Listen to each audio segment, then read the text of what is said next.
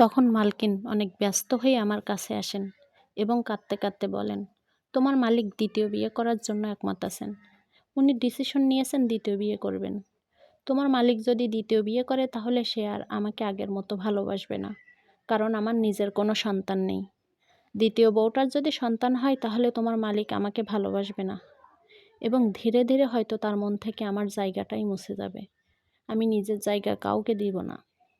আমি তো কোনো মতেই তোমার মালিককে দ্বিতীয় বিয়ে করতে দেব না। আমি তখন মালকিনকে অনেক বোঝানোর চেষ্টা করি ও বলি, মালিক আপনাকে অনেক ভালোবাসে।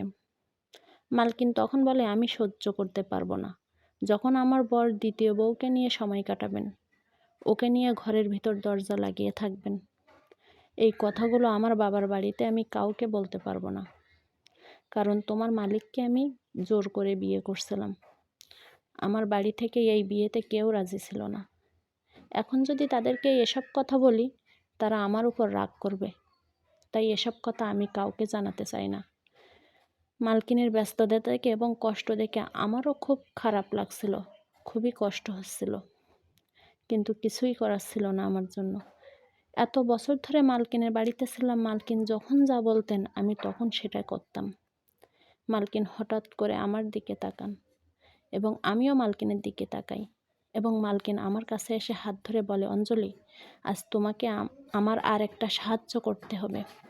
যেমন করেই হোক তোমার মালিককে দ্বিতীয় বিয়ে করতে দিব না, এতে তোমাকে আমার সাহায্য করতে হবে।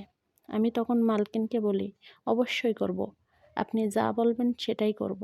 কিভাবে আপনার সাহায্য করতে পারি আপনি শুধু সেটাই বলেন। আপনার খুশির জন্য যা করতে হবে আমি তাই করব।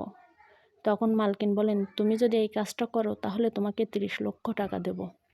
অবাক হয়েছিলাম, কিন্তু 40 লক্ষ টাকা শুনে আমি অনেক খুশি হয়েছিলাম, কারণ এত টাকা আমার জীবনে কোনোদিন আমি দেখিনি।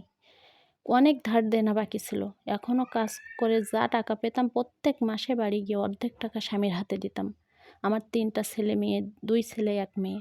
আমার বর প্রথমে ছোটোখাটো কাজকর্ম করত, কিন্তু এখন সে আমার টাকা পেয়ে কোনো কাজকর্ম করে না। ওই টাকা দিয়েই যেমন তেমন করে সংসার চালায়।